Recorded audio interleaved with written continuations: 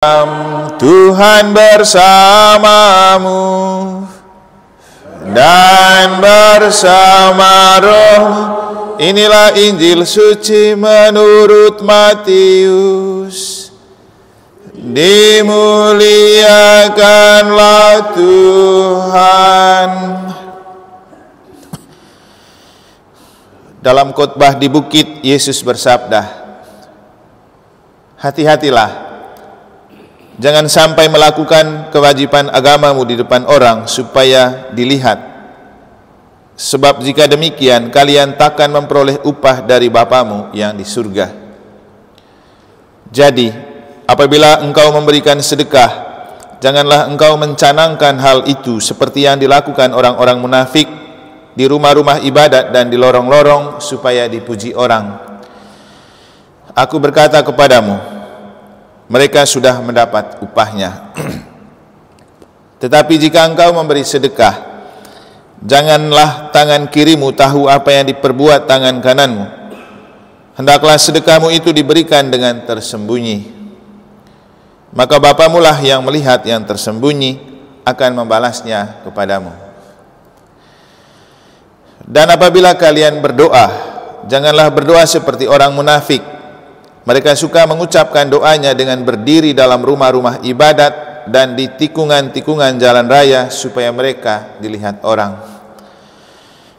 Aku berkata kepadamu, mereka sudah mendapat upahnya. Tetapi jikalau engkau berdoa, masuklah ke dalam kamarmu, tutuplah pintu dan berdoalah kepada Bapamu yang ada di tempat yang tersembunyi. Maka Bapamu yang melihat yang tersembunyi akan membalasnya kepadamu. Dan apabila kalian berpuasa, janganlah muram mukamu seperti orang munafik. Mereka mengubah air mukanya supaya orang melihat bahwa mereka sedang berpuasa. Aku berkata kepadamu, sesungguhnya mereka sudah mendapat upahnya.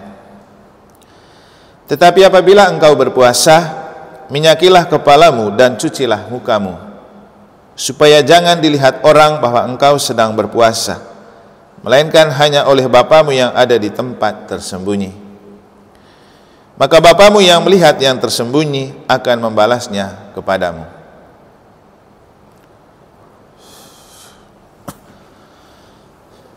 Demikianlah sabda Tuhan.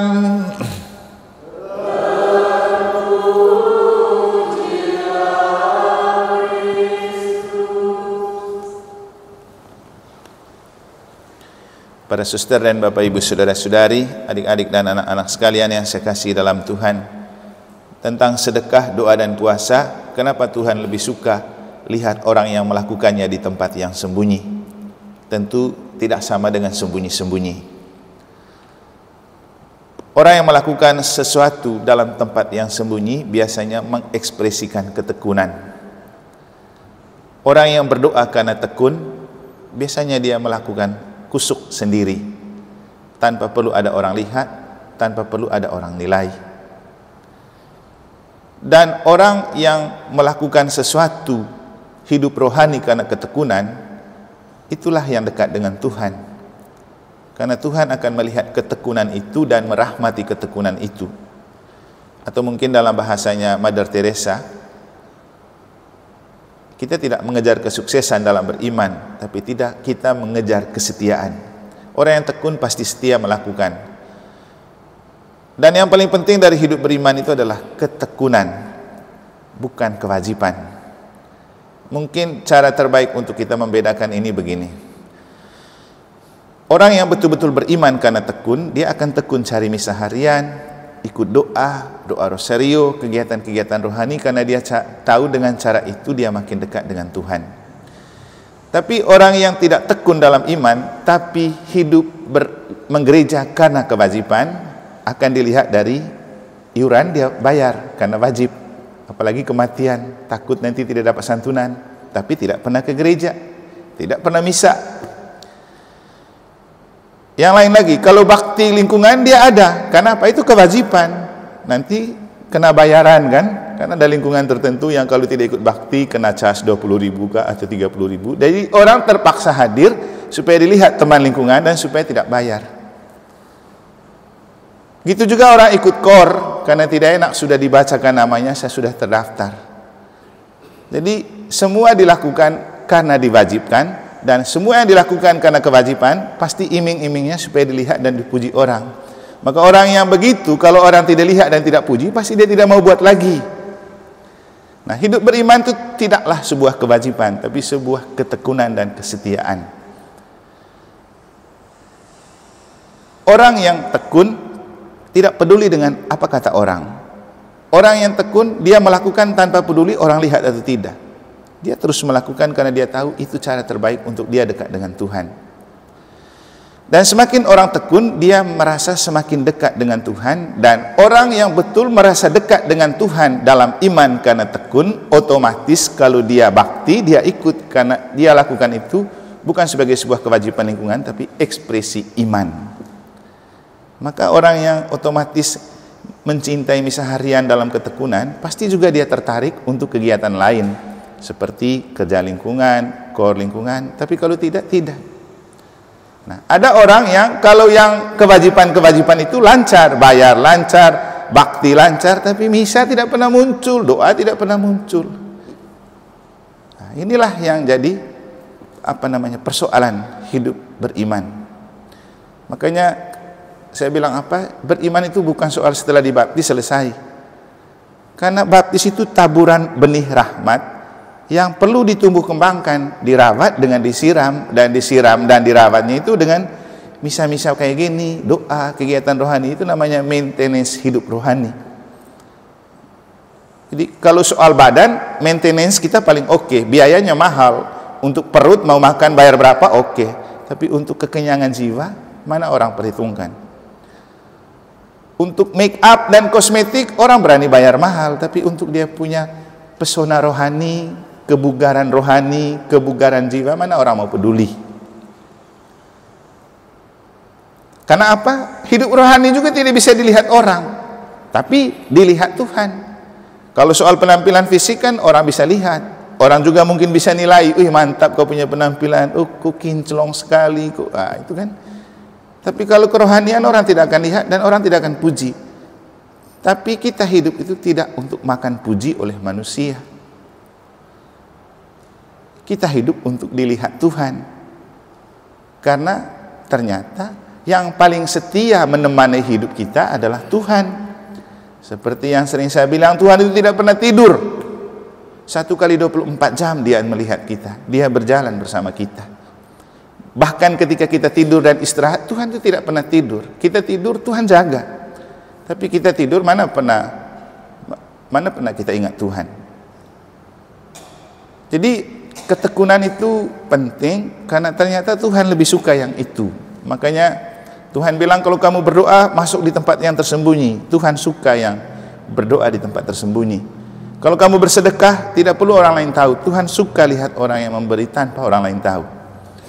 Demikian juga kalau kamu berpuasa, tidak perlu menampilkan wajah murung bahwa kamu berpuasa. Enjoy saja, fresh saja. Yang paling penting itu hati dan ketekunan. Nah, ketekunan inilah yang dimiliki oleh Elisa dalam bacaan pertama. Ketika dia menunjukkan bahwa dia mengikuti Elisa itu bukan sebagai sebuah kewajiban. Buktinya, kan kita dengar cerita beberapa hari lalu, Elisa itu sedang membajak, tiba-tiba Elia melemparkan jubahnya dan dia langsung paham. Itu artinya Elisa dipanggil untuk mengikuti Elia. Kemudian ia mengikuti Elia, dan dalam bacaan pertama hari ini kita mendengar ketika Elia pergi hendak naik ke tempat yang lain, dia ajak Elisa dan melewati sungai Yordan. Elia bilang, Elisa kau tunggu di sini, saya pergi melewati sungai. Lalu dia bilang, tidak, kemanapun kau pergi saya harus ikut. Jadi dia menunjukkan ketekunan. Kalau kewajiban kan dia sudah temani, sudah selesai. Setelah itu bilang tidak usah ditemani, selesai. Tapi dia bukan melakukan kewajiban menjaga Elia, tapi dia menunjukkan ketekunan mengikuti dan belajar dari Elia. Makanya dia bilang, tidak, saya mau ikut. Dan ternyata dia ikut. Dan karena ketekunan itu, dia melihat kemuliaan Allah yang terjadi dalam jubah yang pernah dia lemparkan kepada Elisa. ternyata itu jubah bukan jubah biasa. Seperti yang sering saya bilang, jubah itu simbol kerohanian. Dan apa yang terjadi ketika dia membelah sungai dengan jubah? Sungai terbelah dan mereka lewat. Dan ketika Elia sudah menghilang, Elisa kembali, masih pakai jubah yang sama, dia membelah sungai dan dia bisa lewat. Buah dari ketekunan akan melihat kemuliaan Allah. Itu mungkin kata kuncinya. Jadi mari kita hidup menggereja bukan untuk kewajiban gereja, tapi untuk ketekunan iman. Karena kalau kita hidup menggereja untuk kewajiban hidup menggereja, tidak akan pernah melihat kemuliaan Tuhan. Yang ada adalah penampilan fisik, haus pujian, berfarisi. Kan banyak orang berpura-pura jadinya, karena takut tidak dilihat, tidak hadir. Itu kan farisi. Tapi melakukan karena ketekunan iman itu yang membuat kita melihat kemuliaan Allah. Seperti Elisa, dia melihat kemuliaan Allah. 2 hari lalu saya beri bahan tentang mesdinar yang berdedikasi untuk anak-anak mesdinar katedral di Palasari. Mereka retret. Kemudian saya bilang mereka, kamu jadi mesdinar bukan untuk menjadi anak yang sukses. Kalau kamu sukses jadi mesdinar juga bagus, tapi Tuhan ingin kamu jadi mesdinar supaya kamu setia menjalankan tugas itu. Seperti kata Mother Teresa, kita dipanggil untuk setia, bukan untuk sukses. Jalankanlah tugas mesdinar, karena posisi sebagai mesdinar memuliakan kamu dalam hidup. Contoh, Bapak Ibu lihat anak-anak pakaian biasa dengan ketika mereka pakai mesdinar, beda kan? Pas waktu misa juga saya khotbah tentang kalau orang meminta bajumu, berikan juga jubahmu. Saya katakan kepada mereka, kamu datang ke gereja pakai baju, tapi begitu jadi mesdinar kamu pakai jubah, dan itu yang membuat kamu tampak istimewa. Kamu memang anak mesdinar, tapi kamu baru betul menjadi mesdinar kalau pakai pakaian mesdinar. Dan kamu punya tugas apa? Menghiasi altar sebagai malaikat dari surga. Kalau pakai pakaian mesdinar, artinya apa? Jubah itu yang membuat kamu tampak istimewa. Bapak Ibu juga bisa melihat, kalau orang jadi lektor dengan pakaian biasa dengan pakai pakaian lektor kan beda. Kita juga misa, kalau kita misa dengan ada suster mereka pakai jubah di depan, rasanya beda. Tidak tahu Bapak Ibu, kalau saya yang memimpin rasanya lain dan punya semangat tersendiri kalau saya lihat ada kaum berjubah di belakang ikut misa. Jadi ada rasa tersendiri, kekuatan di balik jubah. Tapi kembali ke ketekunan. Orang bapak-bapak jadi orang biasa, ketika ketekun Anda jadi prodiakon dan Anda pakai jubah, Anda membagi komuni, Anda memimpin ibadat, menjadi lebih lain, istimewa. Jadi ketekunanlah yang membuat kita bisa tampak istimewa, dan ketekunanlah yang membuat kita menemukan kemuliaan Allah, dan kita bisa menjadi tanda kemuliaan Allah bagi sesama dan dunia. Elisa menemukan kemuliaan Allah di balik jubah yang dimiliki Elia, karena dia tekun dan setia mengikuti Elia. Kita mampu menemukan kemuliaan Allah di balik kesetiaan kita dalam ikut misa harian dan doa. Itu kalau kita tekun. Kalau tidak mungkin. Bapak Ibu, semakin Anda tekun ikut misa harian, Anda menemukan rasa berbeda. Dan ketika suatu saat tidak ada misa harian, pasti Anda merasakan kegersangan tersendiri. Itulah buah dari ketekunan. Jadi mari hidup sebagai orang Katolik untuk tekun, bukan untuk melakukan kewajiban hidup menggereja. Semoga Tuhan memberkati.